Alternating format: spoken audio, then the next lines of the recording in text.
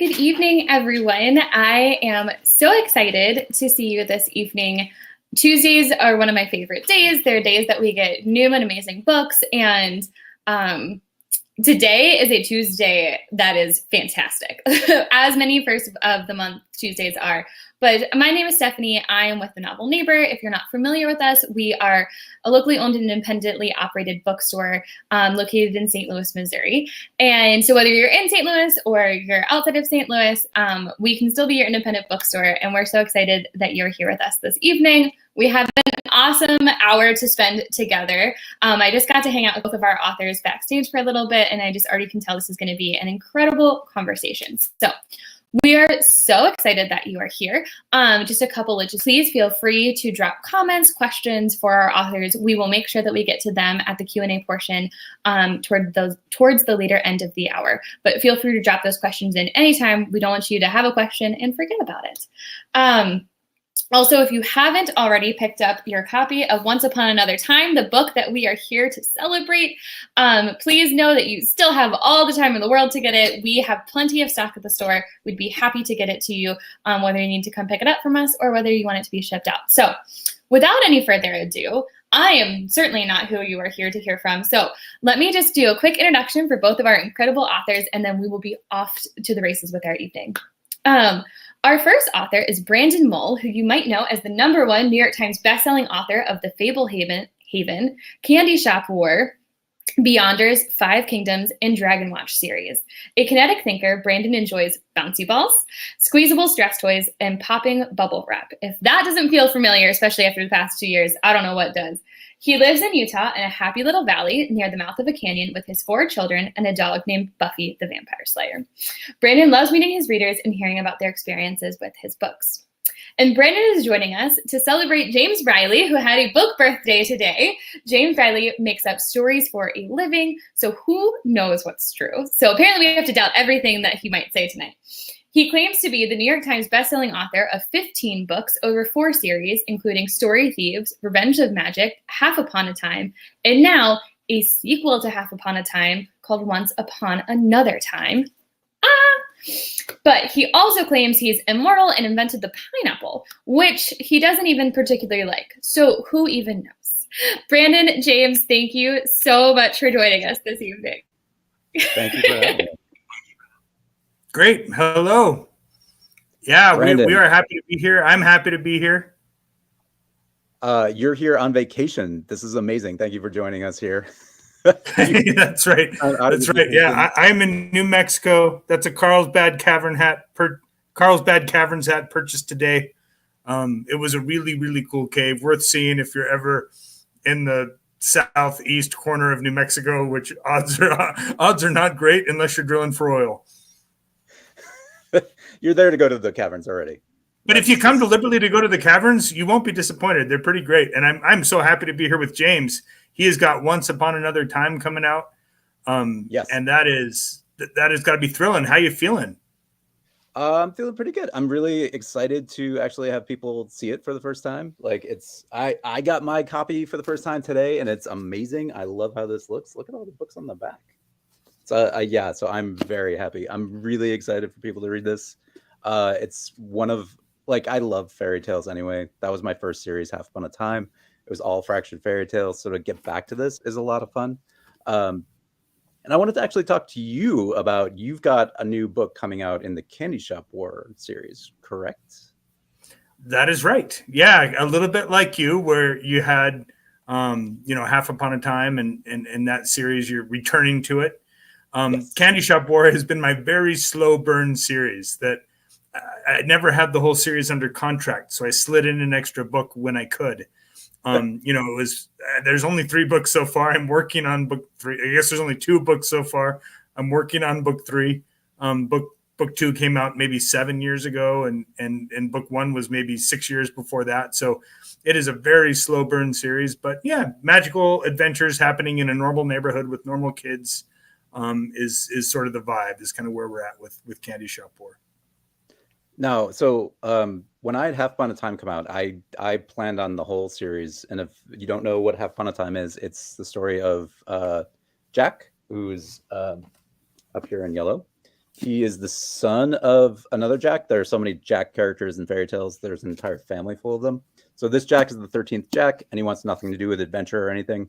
But he gets sucked into all these fairy tale stories that he wants nothing to do with, and it turns out he's actually a famous fairy tale character as well. But this was like a complete story when I finished it, and I had no plans on going on. I just had a lot of people being like, when are you going to keep going? Because I kind of left it on a bit of a cliffhanger. But it was more for like, it's kind of like when you end a show and they're like, well, the adventures continue. You're just not going to see them. I didn't have like a plan of what was going to happen next. I just wanted to be like, yeah, they're going to go off and have more adventures here. Yeah, I like that. I like that you were hinting that there was some stuff going on off camera, right? Yeah, like, exactly. like it's not happily ever after doesn't mean things are over. Like we can have an ending and still imply that they go on living, right? These characters don't just like, they're not just thrown into purgatory and nothing happens to them. It's like whatever you want them to be doing. That's the readers get to decide that. So James, was it strange to you to go back to this? Was it strange to have this series that was done and that you were feeling good about, and now you are opening up that box again and returning to this cast of, well, not necessarily the cast of characters, but the story world, right? Yes. So that's actually a good point. This is actually all new characters in that it's more kind of like the Star Wars sequels, the newer movies, where it introduces like a bunch of new main characters. There's like a big time jump, just like in real life. Half Upon a Time came out in 2010, so we're about 12 years later now in Once Upon Another Time. So not to spoil that original series, but some of the characters have, all the characters have kind of grown up, and some of them show up in this, but they're not the main characters because I did want to kind of make it a whole new story, like all new everything. And that was more because I like that story was finished in my mind. And partly I didn't want to like disturb the ending. I didn't want to, I'm not going to say whether it's happy or not, but I didn't want to like take that away from the people who liked it. And now I kind of fought against doing more Half Upon a Time books in my own head for the longest time because I liked how it ended. And so this kind of gave me a way to play with that world again, because I love fairy tales and it's fun to just jump back in without necessarily ruining kind of the story that came before a little bit. Though I do that, I did that anyway later. But that was the idea at least. So it was a lot of fun to come back. Like my favorite thing about fairy tales is like everyone knows them. So everyone has this base of knowledge about this fantasy world that you can then play with and trick people and like just kind of be playful with, because you don't need to explain who Little Red Riding Hood is. Everyone already knows. So if you kind of hint at it and then bring in other characters that might have like a red hood or something, there's so much kind of fun you can have there. And I love twisting things. I love fracturing fairy tales. I love mixing them all up anyway. So this Once Upon Another Time is actually the story of Lena, who is up here in the blue. She's based on the story of Thumbelina, but I didn't want to do it in sort of a normal way where she's 5 inches tall. Instead, I made her a giant, and so she's 5 feet tall. And none of the other giants accept her because she looks like a human to them. And giants aren't big fans of humans. Humans come up and steal from them. They're like rodents. So she's not. She has to hide who she is. She can't really be the person she wants to be. And she's a giant. She has giant strength. She feels so like both her parents are giants. So she wants to be a part of that, but she's just not able to. And then she finds a city down below the clouds, because the giants live in the clouds. That's called the Cursed City, where like all these different people with curses have kind of congregated. So she's very kind of welcomed in that city. And then unfortunately, there's a second main character. His name is Jin. He's a very young genie who is still kind of going through the whole process where he has to fulfill wishes for whoever has his magical ring. And the person who has the magical ring in this world is the Golden King, who is King Midas' character, and he's the villain. So the villain in this story has control of a genie and is using that to take down the people in the Cursed City, where all the rebels are, who are fighting against the king. So these two are going to meet and get into trouble. So that's generally what Once Upon Another Time deals with. It's a lot to do with like Lena trying to figure out how do you come to grips with like who you are versus what other people think you should be. It's a lot of Jin being really annoyed at having to do wishes for humans, which he doesn't really even respect, because genies know everything and they've got all this magical power, and he has to like do what this king with a golden glove tells him to do all the time. So that was fun to write too. It's always fun to write snarky characters. Yeah, that would play to your strengths, man. That's you're good at that kind of thing. Like that's your natural voice, I think, is a little snarky. Thank you. So what was it like for you to kind of, because you've done this with Fablehaven too, where you went back to those same characters and continued their story? Did that I was curious in your answer about returning to that story because I pretty recently had that experience. Yeah, I mean, Fablehaven, for those who don't know, was my first series, and it's about a brother and sister who discover a secret wildlife park for magical creatures, and discover there's a bunch of them hidden around the world, and adventures ensue, right? And when I finished that series, I mean, that's still probably my best known. It's like the one that got the farthest reach or whatever. And so it was a big question mark for me. Do I want to go back into that story world and mess up the thing that had made the biggest splash, you know? And it basically for me came down to, do I think that my sequel series is, if anything, better than the original series? Do I feel like it's got a lot to it, that it's not some sort of afterthought, that it's a story worth telling in and of itself? And when I was able to say yes to that, that's when I dove in. And for me, I didn't jump way in the future. I kept going with my same main characters. Yeah. So it's, you know, it was, I was really going to mess it up if I did it wrong. You know what I mean? Like I was going right back in, open heart surgery on an already successful series kind of. I mean, that was pretty brave though. Like not just to, like, from the story perspective, but like exactly like changing some stuff that so many kids have like such fond memories of.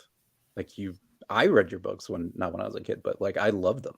And so going back was both like a treat, and also I felt the exact same way with the Star Wars movies.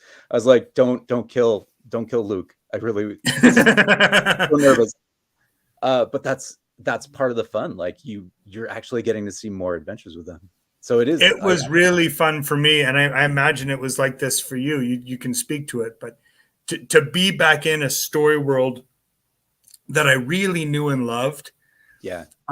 It felt like it really did, like in all the nerdy way. It felt like seeing an old friend. It felt like it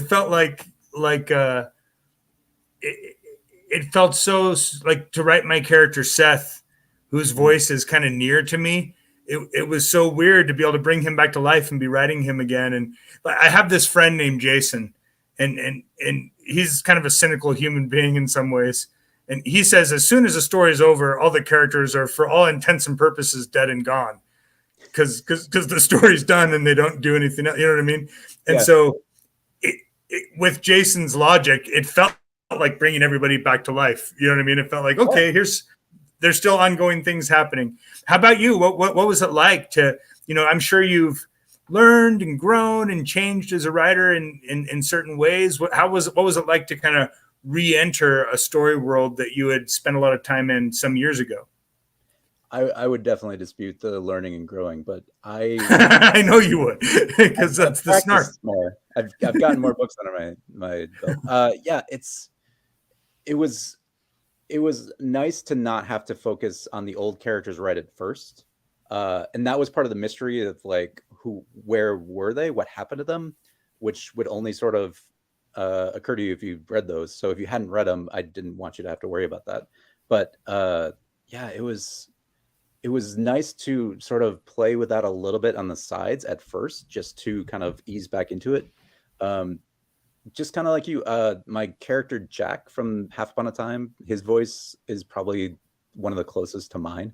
So I won't say if he shows up or anything, but like getting back into those voices was a lot of fun. And it was kind of heartbreaking to maybe take their ending and advance it in not necessarily good ways. Because they gotta have conflict. They gotta have stuff that they're, right, trying to fix. So yeah, so some bad stuff happens, but theoretically, there's gonna be a good ending. I guess we'll. Well, here's the thing: happily ever after is a guarantee that the story is over, right? Because there's no interesting story about people sitting around happy, and so yeah, conflict was inevitable as you chose to go back, right? Yeah, exactly. And ironically, I think so. This is going to be a trilogy, and the second one is already written. It's called Tall Tales. The third one I think is going to be called Happily Ever After, but in an ironic way. So Good. But I like that because it really does put like a period on the end of this whole series, just with the title. Yeah, it was a lot of fun, and I just loved getting back to the fairy tales in general. I don't know. I love magic. I love making up my own worlds, but there's something about playing in with basically toys that everyone already knows. I like that you took Thumbelina, and instead of her being small relative to a human, made her small relative to a giant, so that she's a tiny giant. Yes, and that seems like such a fun spin on that character. What kind of what helped you think of that? I had always like if I were going to go back to Half Upon a Time, I'd always kind of toyed with doing a story about the giants because having a main character named Jack, and obviously there were some beanstalks. There were giants. It's begging for giants. Yeah, there were giants throughout the whole first series, and there were usually villains. So it seemed like a fun kind of twist to explore their world. See what it'd be like, how giants viewed humans. How a genie viewed humans, because I had a fun genie versus fairy godmother battle in the first book, in the first series, which was partly why I wrote that book to begin with, because I thought that would be fun. Seems like a good reason. Yeah, and but it was like it didn't really. It was kind of a one-off throughout that book, and then I was like, that would be fun to bring back too. So there are those two elements that I kind of left just in case. So getting back to that with Thumbelina just seemed like a kind of a natural progression, because I wanted a giant character, but I also wanted someone who wasn't going to destroy everything if she was down on Earth and like walking among everyone else. So it worked out really well, and that was a fairy tale I hadn't touched. So it was also a fun kind of exploration of who are you, like who are you when other people see you as someone different. All these kind of things that happen in fairy tale books and fairy tale stories all the time anyway. So it seemed like it all just kind of fit together in a very magical way, which I love when that happens, when you're sort of just throwing ideas out and then they start to come together like a puzzle, and it's like, oh, this actually might work. Yeah, that is a good feeling, right? I wanted to ask you though, so you've basically done all your own worlds. You're amazing at world building. And I know, like when you go to schools, you build stories and worlds with the kids at times, right? Yeah. How do you even do that? Yeah. How do you world build? Yeah, and I'm going to reflect this question back at you in a minute, because it's a fun thing to for me to hear any author talk about, because it's so core to the process, and it's sort of hard to explain sometimes. Hard to put it into words. I mean, partly depends on what story world I'm working on, right? Sometimes there's someone has already helped me with the world building, which would be the truth with Fablehaven. With Fablehaven, I was borrowing lots of myths and legends. Like, part of the premise of Fablehaven is, what if every myth we've ever heard had some truth to it, right? So, so borrowing from all the different folklores, but principally not so much borrowing the stories, borrowing the creatures, right? Borrowing centaurs from Greek mythology, and trolls from Scandinavian mythology, and stuff from Native American folklore. Everything was fair game for Fablehaven. And so for me, that became the chore in Fablehaven was very similar to, I think, probably your chore for Half Upon a Time. Is we've heard of a centaur, or we've heard of Jack, right? But who's Jack in my book, right? Yeah. Like, how is a centaur going to show up in Fablehaven? What does Brandon Mull's fairy look like? And I really tried hard to, I didn't want to just show what we'd already seen. I wanted to bring something new to these classic time-honored things, because I feel like if I don't bring something new, like, why am I doing it, right? And so I made up my own little rules. Like a simple example would be in Fablehaven, if a fairy is kept indoors overnight, it will fall and become an imp. And that was a Brandon Mull rule. That was not something I'd ever heard. If someone else did it, I just didn't know about it. But like, as far as I know, I made that one up. And to some degree, you're asking yourself, do I have permission to make up new things about fairies? Like these were invented by people much smarter than me. They're very time honored. Like what right do I have to monkey with them? But like, I just kind of just boldly decided, no, like that's the whole point. That's the whole fun is I'm going to take fairies and I'm going to add to the lore and monkey with the lore. And if you only read Fablehaven, you'll get a Brandon Mull version of a fairy, and it'll be wrong based on what fairies have been for thousands of years or whatever.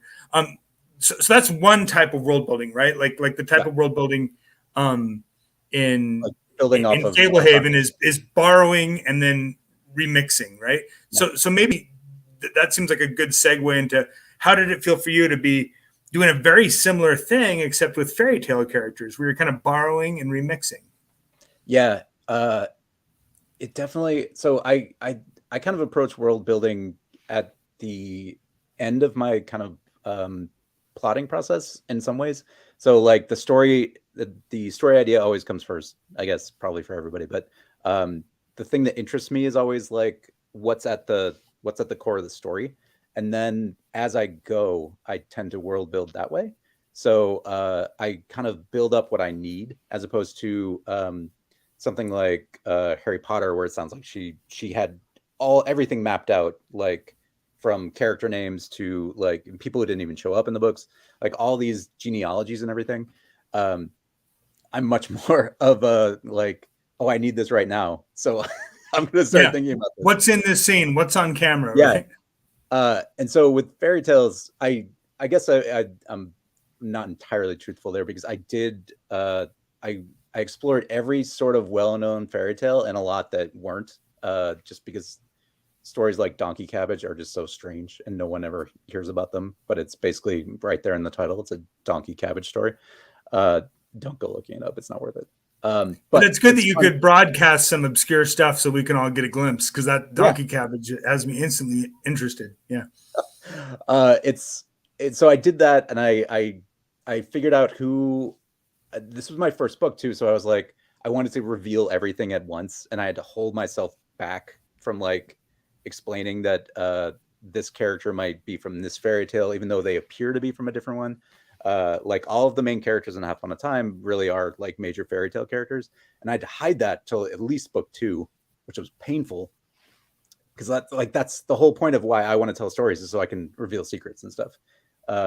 So that part was fun though. But yeah, for the most part, like even in my other series, I come up with the idea and I come up with the characters based on the idea, and then the world building kind of comes as needed. And certainly like something like Story Thieves, where my characters would jump into books and each book was a different genre. I had that planned out. So I knew that there was going to be a superhero world and there were going to be rules there.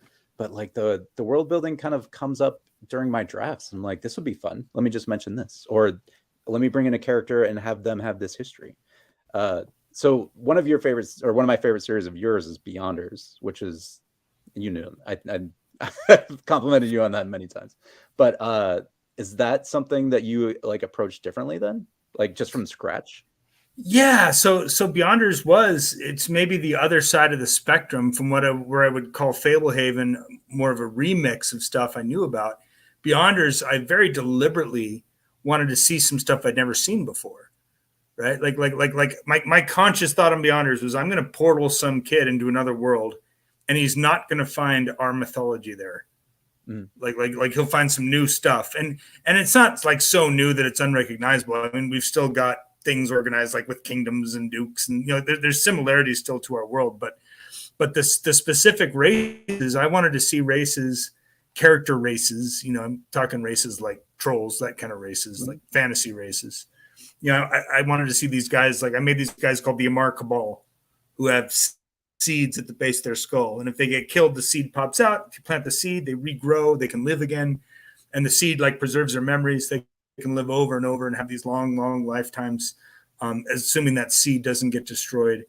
And to me, I'd never seen that exact thing before. And that was my whole challenge with Beyonders. So a little bit different than you. I spend a lot of time daydreaming about the worlds. like that's actually where I start. I daydream about the worlds, and it's not like I necessarily write out all the genealogies or something, but there's something in my head where that's just, when I get bored, that's what I do. What if I follow these chains of what if questions into different worlds and monsters and stuff. And then once I have a world that seems cool to me, I'd be like, well, what would be something interesting to happen there, right? Like, who would be interesting people to, and so it does come back to the same thing. Like, what matters is, do I have a story to tell with an interesting character with interesting troubles, right? But for me, I start with the world, and then once I have a world that seems cool and fun, I'm like, well, goodness, I need a story here. So I start. Who would be an interesting person to discover this world, right? Which is beautifully backwards from how you do it, and that's such a great example to anyone who's trying to write a book, that there's so many ways to get there, right? I was just gonna say, like, so when you're daydreaming about before you have like the story idea, are you basically daydreaming of yourself in that world? You're kind of just picturing different aspects of it, and like pushing toward new ideas while you're doing it? Yeah, it started as a little kid wanting to go to Narnia. I mean, that's how my story engine started. Was I wanted to go to Narnia and fight some monsters and become their king or something. Like, and when that couldn't happen in real life, it would happen in my head as a little boy. You know what I mean? Just daydream about that kind of stuff. and then it became, well, I could make up any world I want. And so I would just make up worlds. I will die with so many worlds that no one ever knows about that have existed in my head, just the ones where I can find a good story to tell that really is compelling to me.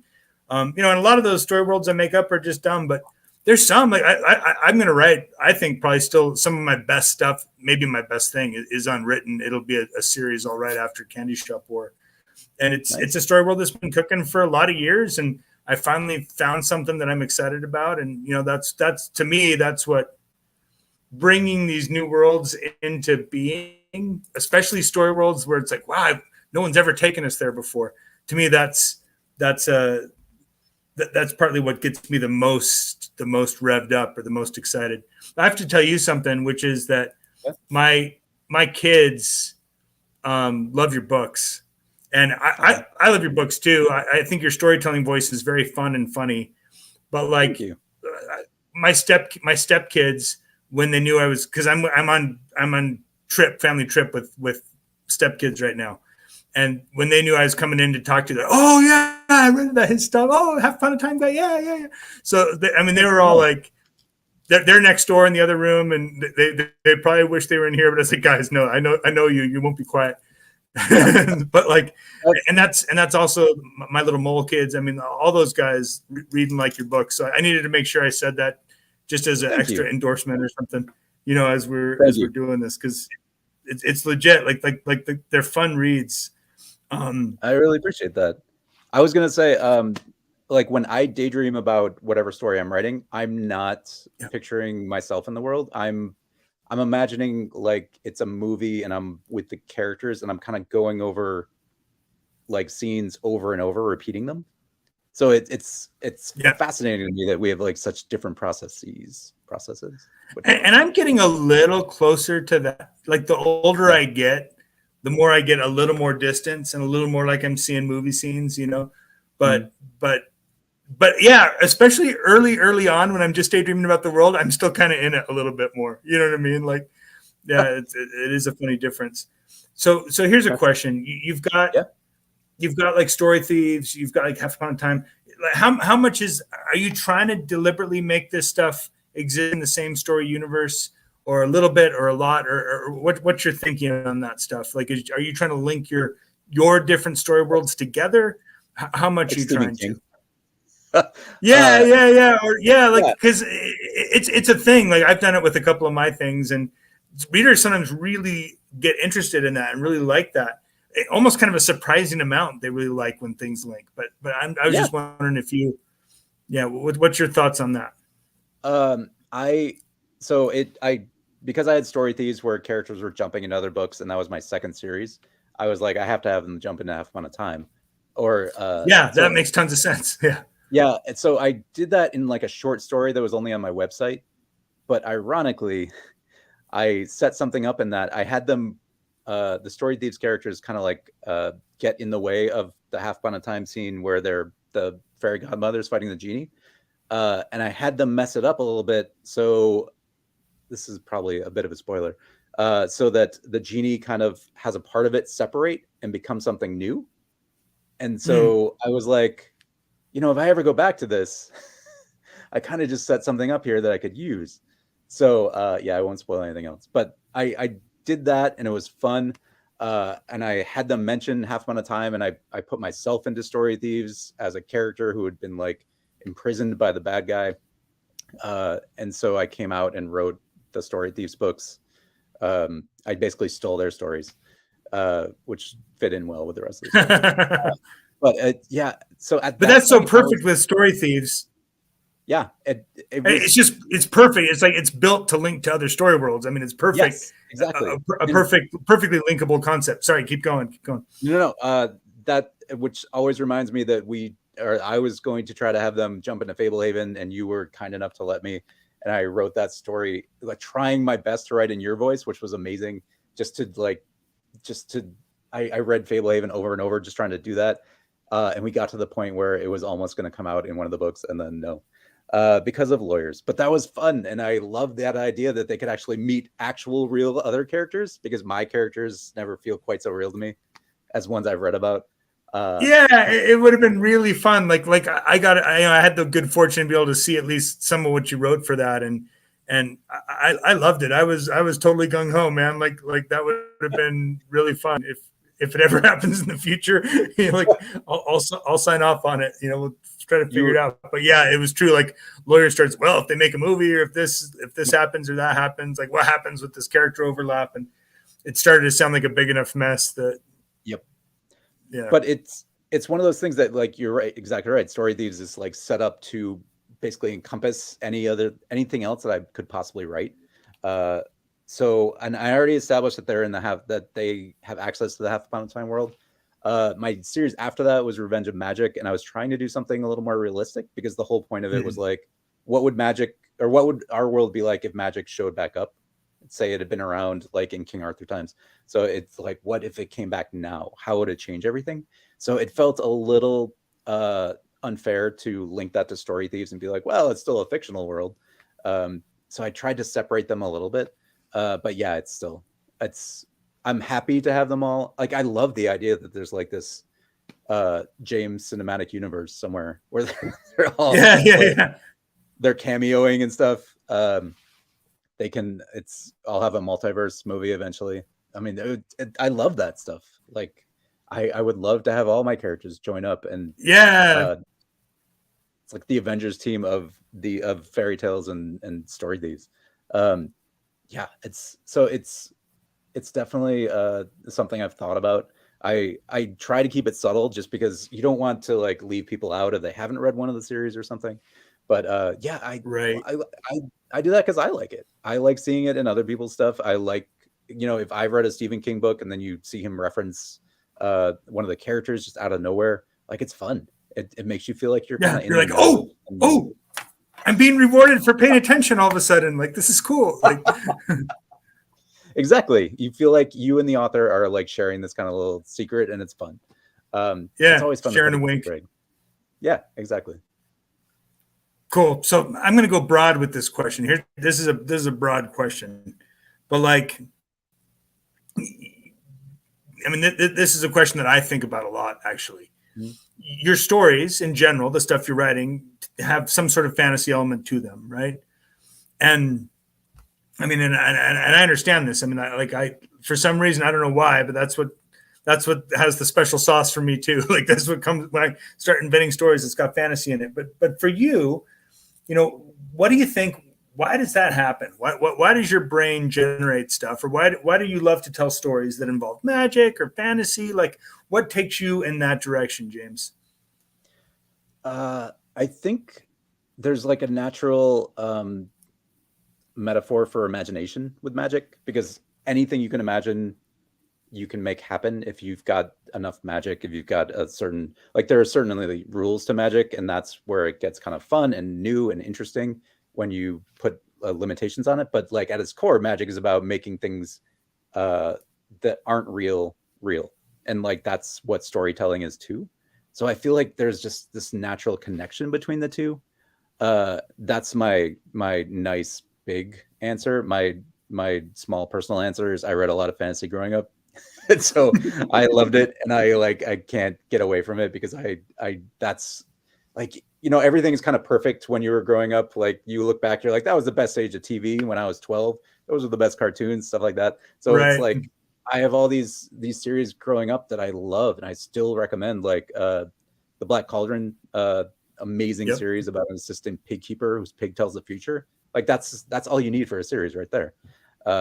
So there's just so much fun stuff, and it naturally lends itself to like creating new worlds, to characters who can learn magic and become something bigger than they are. There are all these different aspects to it that just are fun to write about. Which is not to say I wouldn't do something that was more realistic. I think that'd be fun too, especially maybe like a mystery. But even saying that, I'm like, what about a mystery with magic? What if there's a murder mystery with magic? That would be a lot more fun. So yeah, I don't know. I don't know if I can get away with it or get away from it. For one, I'm glad you can't, man, because I love. For me, fantasies always had the special sauce too. Like if you give me a book that's a good book, and then beside it is a good book that's a fantasy book, the fantasy book, you know what I mean? That's just how my head works, right? And that's probably why I'm writing this stuff too and loving this stuff too. Like I love that you have the English teacher answer and like the more visceral answer. And for me, the visceral answer is probably the truest. Like here's how I try to sum it up. Like, you know how sometimes people say, write what you know? Is like a standard maxim. Write what you know. Write what you know. And that one almost works against a fantasy author, because we're like, wait a minute, like okay, well, are you saying you know giants? Are you saying you know? And we can make the argument, hey, I read a lot of these kind of books, so I kind of know them at least better than most people. But I love altering the maxim. I think if you alter the maxim to write what you love, then all of a sudden it makes perfect sense. And for some reason, I just love big imagination. I just love seeing things I'd never seen before. I spent my whole life as a kid in school just bored with the way things worked and wanting it to be grander and cooler and better than it was. And it was in books, and it was in certain kinds of shows. And so like my brain needed that like oxygen, like in a world that to me got too boring sometimes or lacked adventure. And maybe that's partly because I was sheltered and had a lucky life, you know, grew up in the suburbs or whatever. But like, you know, but I don't know. I think wherever I grew up, I would have wanted grand adventures with dragons and treasures and things that are hard to find in any sort of normal life. For some reason, I love it. It sounds like you do too. I do. And I was going to ask, so like for me, science fiction was something I read a lot too. And it's got a lot of the same characteristics to it. Like basically anything can happen just for science reasons. But it also requires a lot more like structure and rules. Like every time I try to do a time travel book, it's always about, I'm always just creating paradoxes left and right. So it's definitely different too in that way, even though there's basically there's infinite possibilities too. Like, has that ever tempted you to do more science fiction? Oh yeah. Cause I like that stuff. I almost, you know, like stuff like Ender's Game or Dune, you know, is in a similar category for me as Lord of the Rings or, you know, my favorite fantasies. The closest I came was in my Five Kingdoms book. In the third book, they went to a place called Zeropolis, where magic had been used to develop advanced technology. So at least I got to get robots in, and you know, it was like fantasy wearing sci-fi costumes, sort of like was the feel. But to do a true sci-fi, yeah, hopefully someday. But there's something about with magic where I can set any rule I want, and once I've set the rule, it now makes sense. And that's that when you have to set any rule you want but reconcile it with science, it feels like you've got like one hand tied behind your back a little bit. And so I don't know, like I love the the godlike freedom of being able to completely set your own rules like you can in fantasy, you know? That's a good point. You don't have to reconcile like spells with quantum physics and stuff. Yeah. And you don't necessarily have to in sci-fi either. I mean, Star Wars bends plenty of rules, but, you know, and it still is wonderful sci-fi. I just laughed out loud when you said the godlike ability. Well, I'm hopping back in because we have tons of questions in the chat, and I want to make sure that we get to all of your fantastic questions. Thank you, everyone who is sending them in. The first one is from Kaylin, who is watching and wants to know from each of you, which is your favorite of your books? You want me to go first? James, go. Yeah. So I this is cheating, but I like them all for different reasons, obviously. But or else I probably wouldn't have written them.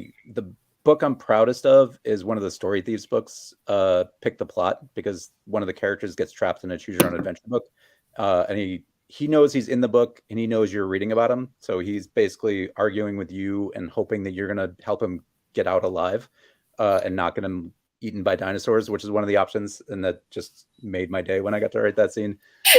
So it was the hardest thing I've ever written because I had to do every single choice. I had to map it all out. Like I literally had like drawings all over like a whiteboard trying to figure out where everything went. So it was a nightmare, but it was so fun. So I'm proudest of that book. But like right now, I think my favorite is either, ironically, Once Upon Another Time or Tall Tales, because I love where this series is going. Tall Tales is the book that's coming out in September. That will be the sequel. So awesome. I love that. Brandon, what about you? So I have the same problem as James, where, you know, I love all the stories. So I try to treat this question like, if I haven't read you before, where should I start? I treat it like that. And if you have never tried anything by me, a really great place to start is Fablehaven book 1. If that's cool, that leads into a really big, cool series. And it's one of the things I'm most proud of. 2 big series now. Yeah. Yeah. That's true. It has a sequel series, so you've got 10 books worth of adventures if you really like Fablehaven book 1. Yeah. And that's so fun too, knowing like you're picking up one book and you're like, I love this, and there are like 9 more. That's the greatest feeling in the world. You're just set. It's a great feeling if you really like it. You know what I mean? Because sometimes if you really like a book, you're like, oh, please give me more. And in this case, there are more. If you hate it, then, you know, so it goes. But those are the breaks. Yeah. Brett is wondering if there will be magic in Once Upon Another Time. Yes, there is plenty of magic. It's not necessarily as like classic fairy tale kind of stuff, because one of the characters is a genie. So it deals with a lot of kind of genie mythology and lore in that way. There is a lot more magic involved, but that's the biggest part of it in Once Upon Another Time, as well as like the Golden King, who anything he touches turns to gold. So I did definitely just pick up King Midas and throw him into my fairy tale world, which was fun. So yeah, there's plenty of magic in this book. Love that. Speaking of the genie, yes, I had to think for a second. I was like, wait, did I just confuse what the genie's name is? But Rob is wondering if there is a fairy tale that Jin is from. So yes. Let me put it this way. So in the original like Aladdin fairy tale, there are actually 2 genies, and one of them comes from a magic ring, and it helps him find the genie in the lamp. So Jin's magical item is also a ring. So I'll put it that way. Thank you, Rob, for your question.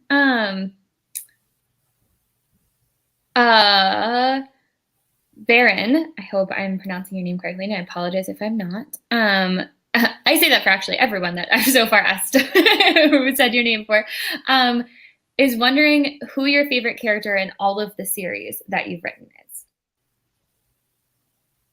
Brandon, why don't you go? Do that one? Okay, yeah. That one's it's another one that I know I can see why James is passing it off, because it's a hard one, right? Because we all I'm trying to only write about characters that interest me and are fun to me and are, but like, if I had to pick one, Seth in Fablehaven is very fun to write. He's recklessly curious, but also has a good heart. He's like a bunch of kids I know, including my brother, including a little bit myself. And so there's a certain kind of flawed humanness to Seth that, and also he's funny, that makes him really fun to write. We love that. Yeah, I also love Seth. I won't go with that as my answer though. I think honestly, like so many of the characters in Half Upon a Time came directly from me, and they're all so different. So they're all like these different aspects.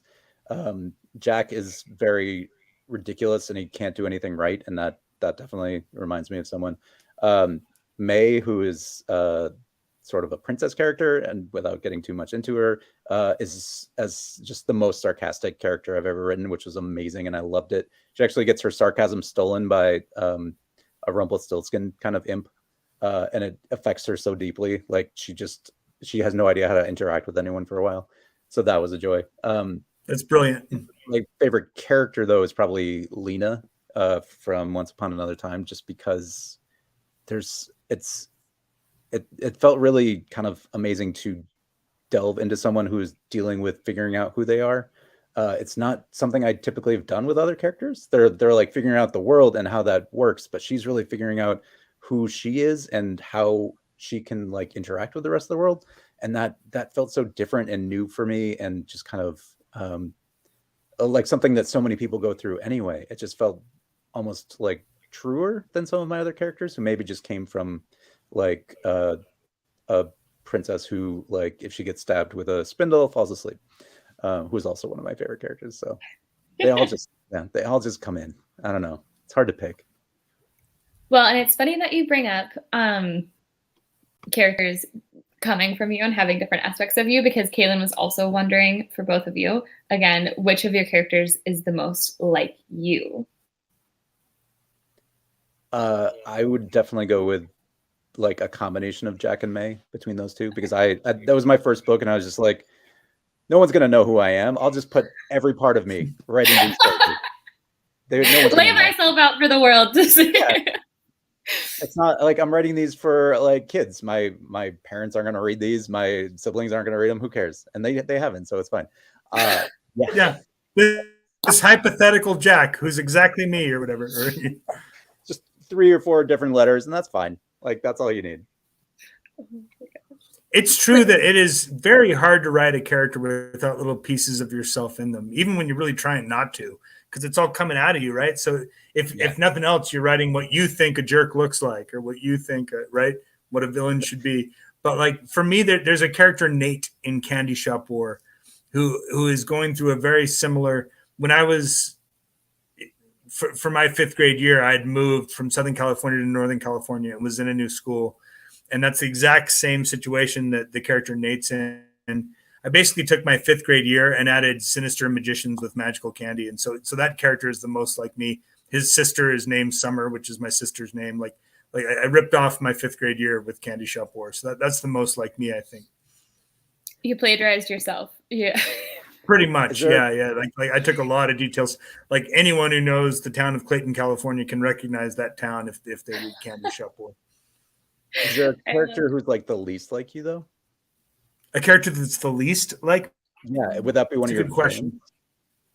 Or not? Yeah, I mean probably. Like Maldor and Beyonders. I mean he's what I most imagine in evil. Like some of the best evil thinking that I've done has been him, and my brain really doesn't work like that very much. But like but it's in there someplace, because as I tried to go like what would be a really maniacal way to approach, being an evil tyrant, like to really just crush any hopes of rebellion or heroes and stuff. And so I'd like to think that Maldor is the least like me. I hope so. That's a good one. How about you? Who's the least like you? I asked that and I didn't have an answer for it. No, it's okay. You don't have to go there if you don't want to. No, my villains are actually pretty close. Like I am that evil. So there are actually this is pretty easy. Keel Nomenfoot, who is my fantasy hero character from Story Thieves. He's in a book series. He's like Owen. Owen's one of the main characters in Story Thieves. Keel Nomanfoot is his favorite character. And so they jump into a series and interact with him. He is nothing like me. And I wrote him to be very annoying and like overconfident and arrogant and all this other stuff. And he winks all the time.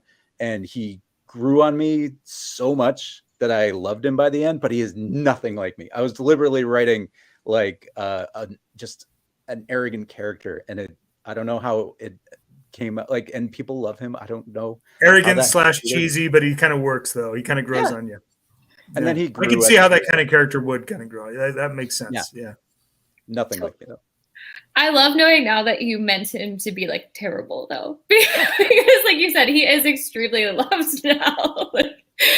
I did the same thing in Half Upon a Time with there's a character named Philip who's like a perfect Disney prince, and so everything that Jack does is basically second best. So he has to eventually figure out that he's not going to ever like stack up to this guy, and he should stop comparing himself to him. But like that was the whole point of Philip in the first book, and people hated him. And I was so happy about that because you were supposed to, but it was also like, I feel a little bad for him. Like, he didn't do anything wrong. He was just not, he just did things well. He's just not supposed to be loved. Oh my goodness. Mark is wondering if the fairy queen mentioned by the Golden King is the same one from Revenge of Magic. The fairy queens in Once Upon Another Time are the same things as the fairy queens in Half Upon a Time, which are basically my versions of fairy godmothers. Okay. And they're referenced that way specifically at one point because Philip actually, his godmother is one of the fairy queens. But they're not actually connected to Revenge of Magic. Though that is a great point. I hadn't even thought about that. I hadn't totally not made that connection. But sometimes it takes the readers to notice those kind of things, right? And you also like I'm sure both of us have these things that like keep popping back in that we love and we don't even necessarily notice that. Yeah, like, for me, sometimes I'll name little sisters Chelsea, like chronically. My wife's trying to help me not name little sisters Chelsea. For some reason, that's wired in. Like that's I don't have a little sister named Chelsea, but to me, like that's the general little sister name. That's what they're named. Yeah, that's amazing. I love that. Okay, and Chris is wondering, what if you guys have a favorite fairy tale character in general?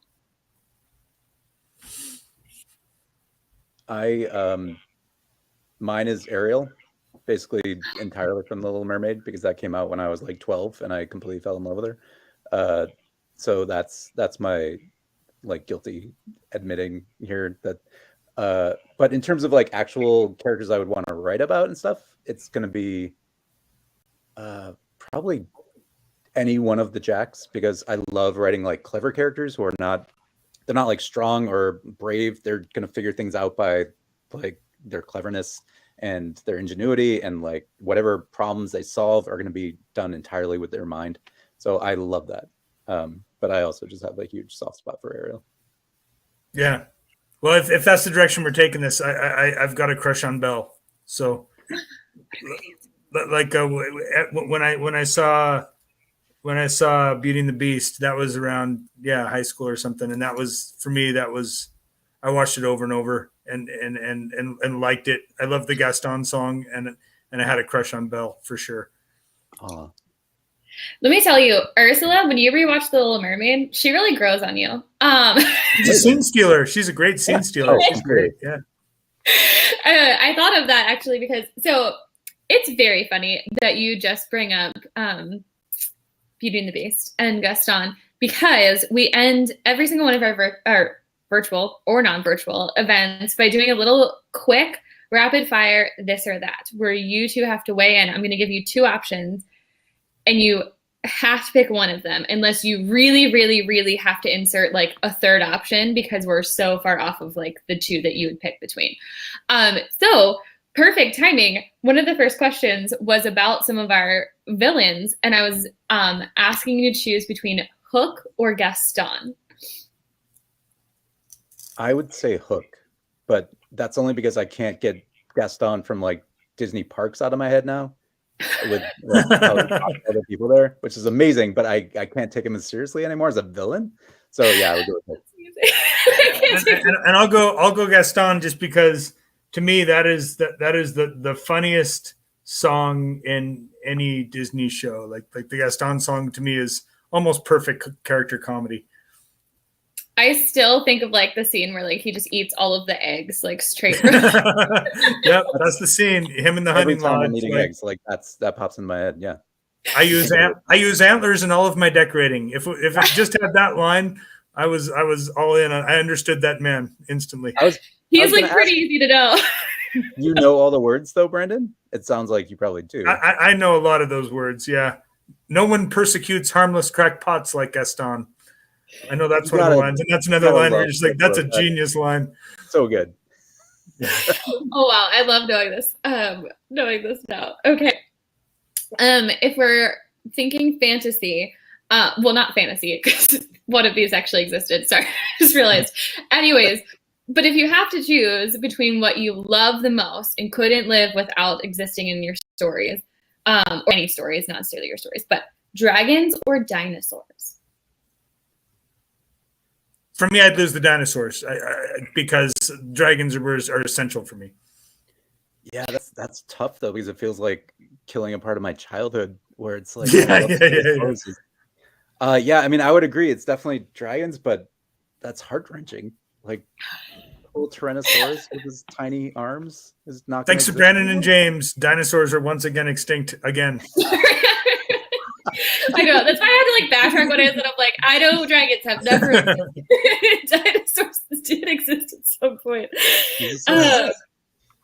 Okay, if it came to so the next two are inspired by candy for many reasons, obviously, Brandon.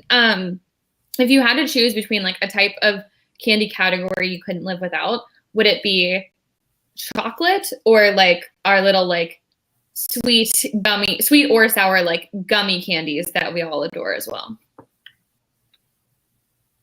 Mine would be chocolate. I would have to keep the chocolate. My wife would kill me for it because she loves the gummies like way more than the chocolate, but I'd have to keep the chocolate. Yeah, especially with peanut butter in a sort of cup form of some kind. Yeah, you should really make that. A good reason. I think I just came up with that. That's amazing. Sorry. I will say I'm a big stan for the fact that they've now put Reese's Pieces inside of peanut butter cups. Like that really works for me as a. Well, I hadn't seen that. I've seen the ones. I didn't know chips about that. Stuff. Oh, it exists and it is utopia. I'm gonna have to go get introduced. Yeah, they're pretty delightful. Okay, final this or that question. When it came to a superpower, would you choose being able to fly or being able to read other people's minds? I'm going with fly because I don't think I want to read other people's minds. Yeah. There's plenty in here I don't want to read anyway. Like I don't need to go looking at other people's minds too. And my favorite superpower would have always been to teleport anyway, just because I never like driving or getting somewhere. I always just want to be there. So I feel like flying is probably the second best option in that case. That makes sense. I worry that with flying, I would kill myself. I mean, I worry that you give me flight and I'm dead 5 minutes later. But like, if it came with some sort of resiliency, then yeah. I mean, otherwise that's just a death wish for me. I think I'm pretty sure I would find a way. I would find a way to die. Like it has really to come with fast. instruction. Like, I'd be like, this is the best. This is so fun. This is so wonk, like cut in half by a power line or something. Yeah. I truly don't think I've ever had anybody point out to me that like the ability to fly like doesn't mean that you actually know what you're doing. It is really scary. Yeah, I would want a very long program of training and just whatever they do for driver's ed, like times 10. Yeah. Well, those videos will be messed up. So you thought flying would be fun, and then like shows all these splattered bodies. You know? Or like even if we went James with like teleporting, like that would be worse. Losing like limbs like in different areas of the country, arms like out of walls and stuff. Yeah, they've all got their dark sides if you think too hard about them. Yeah, and read people's minds. That would be so scary, right? You're like, whoa, my clothes are terrible. Like, Yeah, you're opening so many doors you probably don't want to be opening. Man, I really need to exercise more, like based on consensus. Polling the people around me, it seems like yeah. I'm getting old, apparently. Yeah. Oh my gosh. Well, everyone watching, feel free to weigh in on these comments as well. We will certainly be going back and reading them. We love to have other people's opinions. I thank you both so much for playing along with that. It's very insightful. Those were fun questions. Good job. Yeah, definitely good. Thank you. I'm so sad that our time has come to an end. But we, James, you have had a long day. Brandon's about to maybe go explore a cave for the third time today. So everyone's got lots of things to do, but everyone also needs to read Once Upon Another Time. So much fun.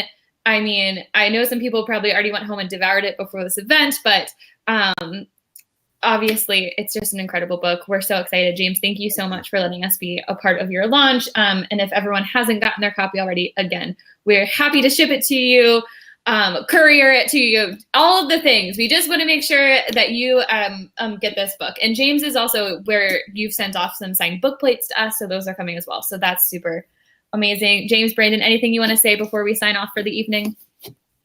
Thanks for having me, James. It's good to see you. Yeah, it's always fun to catch up with you. We went on tour a while ago, and that was one of my favorite tours. And I just want to thank Stephanie and Novel Neighbor, because this was a ton of fun. And I love going to St. Louis and like visiting you guys. So I can't wait till we're actually like flying around the country again to do that. So that will be fun. Thank you so much. And I'm really excited to see what people think. So please read and tell me what you think. I can't wait to hear it. All right. Well, good night, everyone. Thank you again, Brandon. Thank you, James. Thank you, everyone, for watching. We will see you all later. Thank you. Yep. Bye-bye.